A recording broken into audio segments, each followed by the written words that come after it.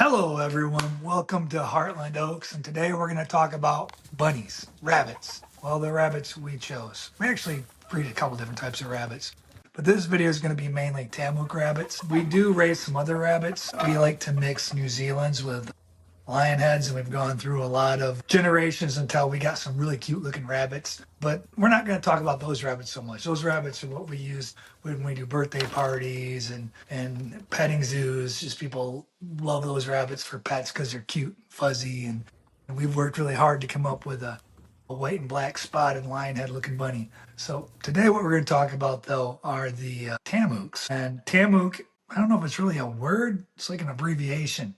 It basically stands for Texas A&M University of Kingsville. It's a genetically designed rabbit, I guess, from here in Texas, designed to grow fast, be pretty heavy, and most importantly, the reason why we chose it is because it's heat tolerant. So let's kind of get into it again. These rabbits were developed through a selective breeding program. They focused on a couple goals. They wanted to be efficient meat production bunnies for hot climates because we're in Texas and that's where these rabbits came from. They have fast growth rates.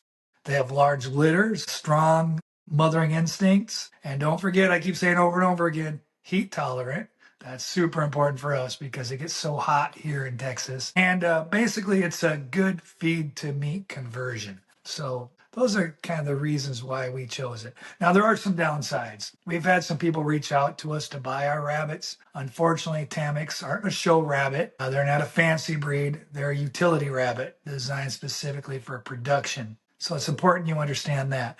Now, I say it's not a show rabbit, but my niece took some TAMUKs from us back up to Iowa, and I think it was her 4-H fair. I was somehow in her county fair.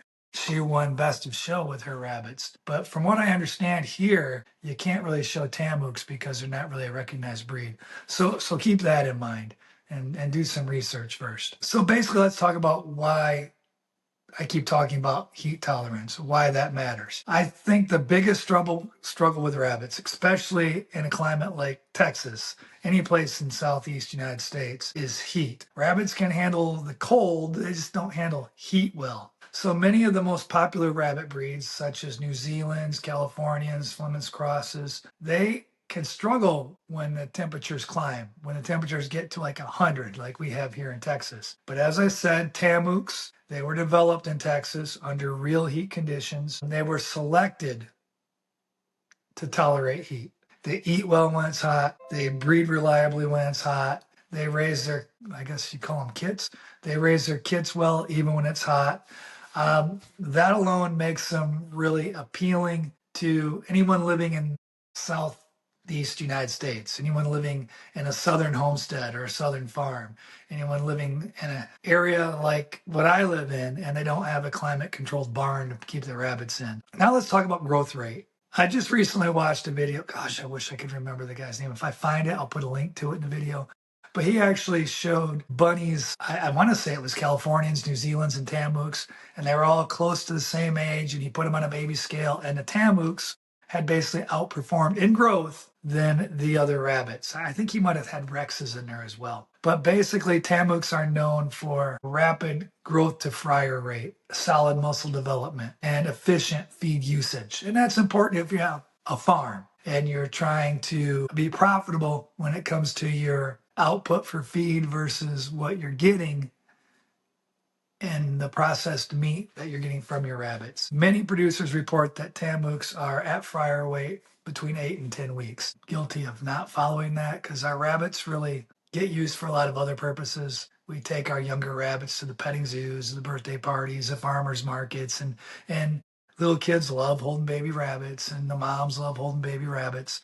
So a lot of times our rabbits don't get processed on a schedule like they should. And let's face it, I get kind of attached to them. So the dispatching of our rabbits is hard for me. I do it, especially when I get an overabundance in males, but I don't stick to that fryer weight time period of 8 to 10 weeks. And that's the downfall on my side. I also haven't tried skinning and tanning hides, but I do understand they have a good carcass yield. So maybe some of you could comment with some info on that. But the TAMUKs are consistent breeders across all their litters. So that's something that's really important. They may not be the largest rabbits, but they are pretty large. They're consistent. Consistency is gold when it comes to rabbits, especially when you're raising them for meat purposes. Breeding and mothering. TAMUKs, really, they shine here. They were selected, they were bred, they were developed to have large litters, strong maternal instincts, and to have high kit survival rates. The does tend to build good nests. They kindle easily. They nurse well. I really haven't had to intervene, but I do have to say sometimes a new mother with her first litter drops the ball. And from what I understand, and I'm no expert, but from what I understand, that can be kind of common with a lot of rabbits. So basically, TAMUKs, I would say, are great for beginners, great for busy homesteads like ours. I mean, my wife has a full-time job. I work on the farm. I also do all the grocery shopping, and I like to go to the gym. I train jiu-jitsu a couple times a week. But we're busy making income non-traditional ways, like petting zoos, going to weddings with beer barrels, farmers markets. So we get really, really busy. So it'd be hard for us to spend time babysitting those new litters. So if it's less stress, there's less loss, and there's better results. So TAMUKs are good for that purpose as well. Now, I do have to point out there's some downsides. No rabbit's perfect. There are some potential downsides to TAMUKs. I think the main one is they're not considered show rabbits. So if you're looking for show quality, looking for uniform color, our TAMUKs, they have multiple colors in a litter. So that's not going to be uniform. If you're looking for Instagram perfect bunnies, then maybe the TAMUK's not for you. I mean, my fuzzy lion heads are so much cuter. Don't get me wrong. I think the TAMUKs are just perfectly cute, especially when they're babies. Our TAMUKs are cute and cuddly, especially because we take a lot of our bunnies when they're young to different events. And so they're constantly getting held, they're getting attention, and so they grow up to be friendlier. Some of our females we keep in a colony and we move them out for breeding times, but a lot of times they're in this colony. And when I walk in to feed, they come right up to you. They're kind of like, they like to be pet. They like attention. So again, keep this in mind with TAMUKs. They vary in color. They vary in ear set.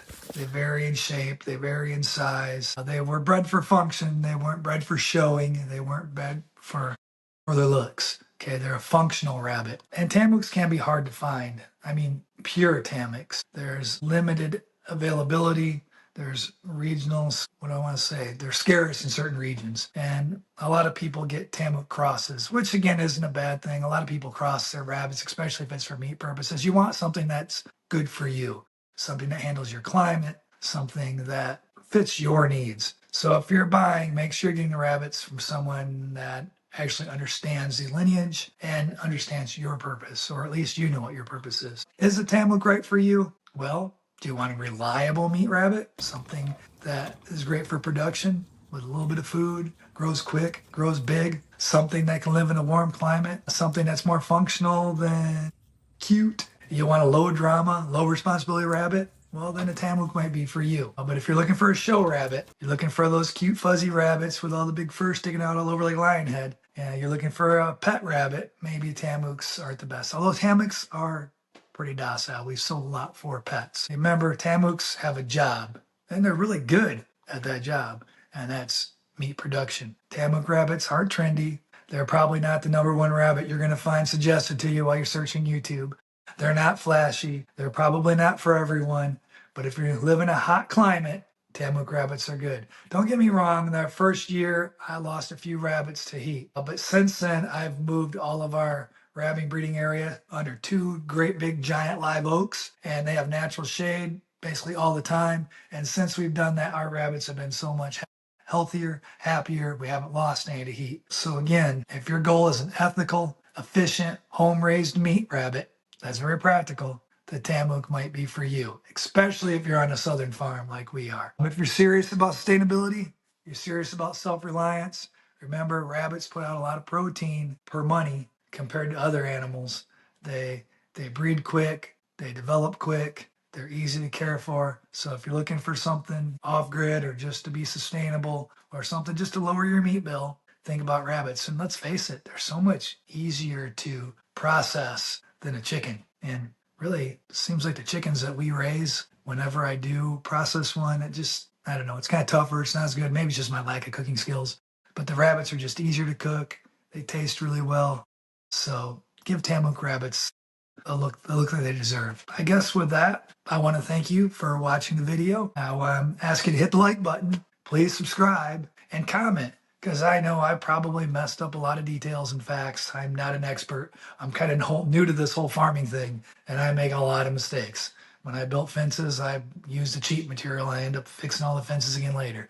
I still build things, and I can't ever build anything square or plumb. I'm constantly trying to get better at everything I do, and I'm constantly messing up. So I welcome your comments. I welcome your constructive criticism. Feel free to share in a conversation with me. I'll try to get back with everyone the best that I can. So drop a comment if you raise TAMUK rabbits or you're thinking about it. And once again, thanks for watching. Thanks for visiting Hartland Oaks. See you next time. Bye-bye.